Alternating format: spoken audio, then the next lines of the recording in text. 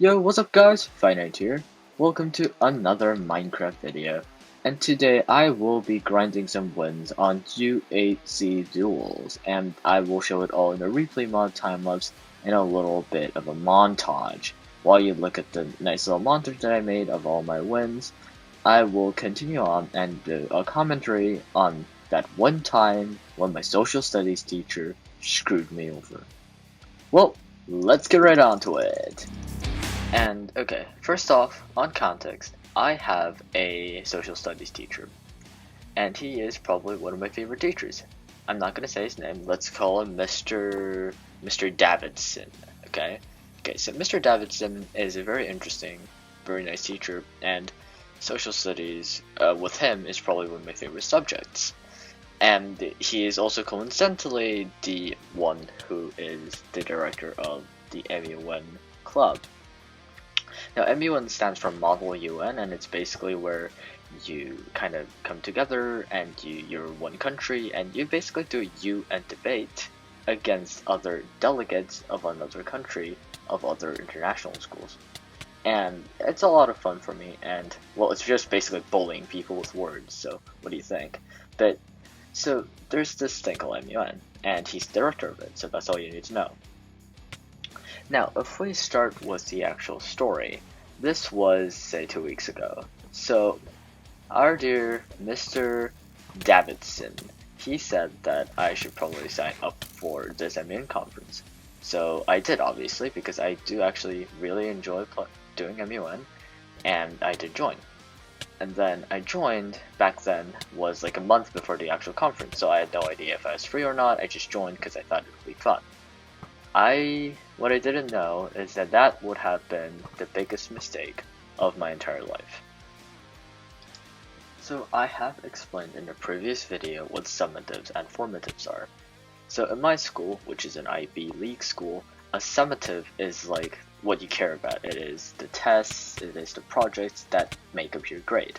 And formatives are kind of like practice summatives, so like little quizzes, little projects for peer feedback, and etc. And formatives and summatives are both almost equally as important and may take a major part in my life because I am a student after all. Now, in that particular week, when that week came for the conference, I realized that we had over 3 summatives due in the same week. And this isn't just like a test or something. We're saying 2 projects and 1 investigation. Now, what's the difference between an investigation and a test? Well, in a test is usually multiple choice and you kind of just answer the questions. This particular one was a math investigation. But an investigation is a bit different. You see, we have to kind of talk about it, and then we have to kind of prove what's going on in there. And all in all, it's just a bit more difficult than a test, let's say. And we also have to do it within 100 minutes. And okay, so the other summatives, which was science and one other, that was almost no problem because I could deal with it, and I literally just finished it up before the conference. However, the math investigation was another idea entirely, due to the fact that it was literally one class on the conference and a class before the conference. So one class on Thursday, one class on Friday to finish that particular investigation. Now, that shouldn't have been a problem, but listen to me, it does get worse. So, Mr. Davidson, our MUN director, told us that we would miss the entire day on Friday due to the conference, and that also meant that I couldn't attend to one math class. Therefore, my math teacher, let's call him Mr. Bob. Mr. Bob told us that we could do half of our investigation next Tuesday. Now that's a pretty good amount of time, and the usual strategy for doing an investigation is that we kind of take a look at it on the first day, go back home and kind of think about it for a couple days, come back and then copy down what you have managed to find out and at home about the investigation that you probably memorized inside your head. And by us doing it on Tuesday, that's actually a pretty good thing if you look at it in that way. However, it was 10 p.m. It was 10 p.m. on Thursday night, so after we did the first part of the math investigation, and the day before the actual MUN conference. So me and a couple other MUN delegates of my grade, which is 8th grade, we're working and we're like researching for MUN and prepping for our country stance, blah blah blah, all that nerdy stuff. And we're just prepping, and then at 10 p.m. we got an email saying, "Sorry everyone, there has been a bit of a mix-up. You will be attending to the first 2 classes of Friday." And what does that mean?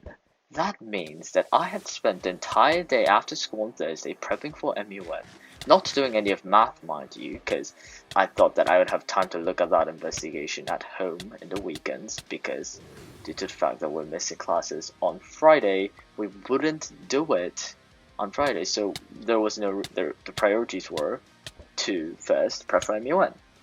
However, that changed radically. This meant the first 2 classes, my second period, was math. Therefore, I needed to work on math.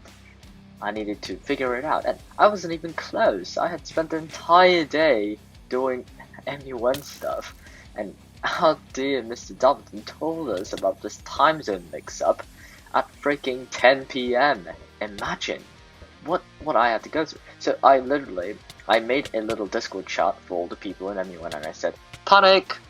MUN emergency!" And I was like, "Oh my god, guys! Okay, oh my god. We are going to math tomorrow, which means that we will do the summative tomorrow, and the investigation tomorrow." And we didn't do anything, did we? We literally just prepped for MUN. So what are we gonna do? And that was when I rang the alarm bells. So I decided to work on it. Well, I decided to pull an all-nighter. And I worked on it, and I couldn't find out. And finally, as a kind of a last resort, I teamed up with another MUN delegate who was in that similar situation, and together we made a bit of an alliance. We would kind of discuss the math investigation together, and hopefully up our chances of actually finding the pattern. And we did that. However, even with our combined efforts, and we're both pretty smart by the way, we couldn't find the pattern, and we couldn't do it. And Mr. Davidson had officially screwed my summative over. However, all hope was not yet lost. I still had the morning, and ironically, it was social studies class that saved me, due to the fact that our teacher, Mr. Davidson, had to go to the MUN staff meeting, which I don't know what he does there. In his class there was a sub, and as you all probably know, if you tell the sub that you're done with the stuff that was prepared, there's pretty much free time. And so I finished my work in like 15 minutes, and I got to work. And I worked, and with a couple hints from smarter kids, I realized and I found a pattern, and finally I was able to finish the summative. Even though it wasn't a complete disaster, does not mean that it was the best situation, due to the fact that probably if I had more time, I would have actually found a better way to correctly justify it and got the top mark. I didn't get the top mark. I got a 7, which is translated into an A- or an A, but the maximum score to get is an 8, and an 8 is, let's say, around A+++. So it's kind of annoying that I didn't get that top score. However, I am happy with what happened, and thankfully it wasn't a complete loss.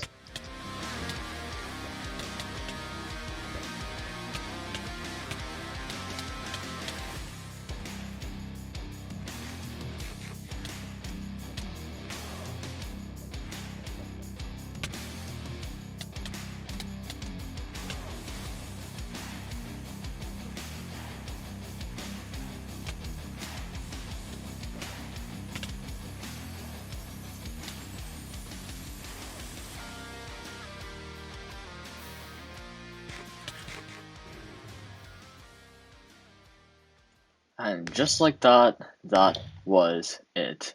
Thank you guys so much for watching. Have a great day. Subscribe to my channel if you can. Goodbye and peace.